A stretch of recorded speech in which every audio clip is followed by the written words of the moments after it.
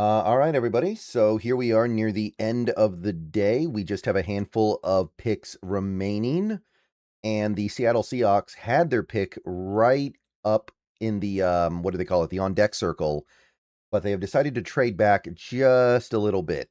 So the Seahawks have traded back from 96, and they have picked up the 99th overall pick from the Pittsburgh Steelers, and the Steelers are taking the 96 pick, of course. So what will make up the deficit from 96 to 99? I'm not yet sure, but I'm going to go ahead and try to figure out while we are here on video. This video is powered by Prize Picks. More on them a little bit later. But if you take a look at the Jimmy Johnson draft chart, 96 to 99 is 12 points. 12 points is a middle sixth rounder approximately. And Pittsburgh has a late sixth rounder this year. They do not have one that is particularly valuable, and they do not have anything in the way of, well, they have a middle fifth round pick, but I find it hard to believe they'd give that up. Oh, okay. So it looks like the Seahawks have acquired a seventh round pick here. They picked up 216. So wait a minute. No, they've acquired the sixth round pick from the Steelers.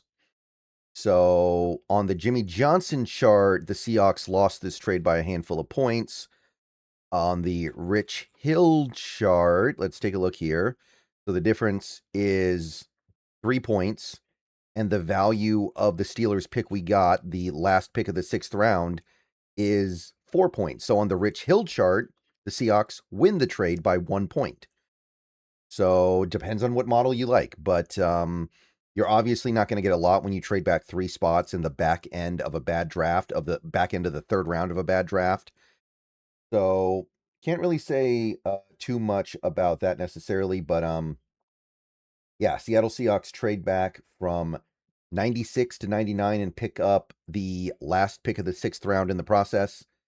Seems fairly reasonable. So now their pick is going to be coming up in not terribly long here. But there's still some interesting stuff going on here. Jermod McCoy has made it all the way down here, and we could probably get him.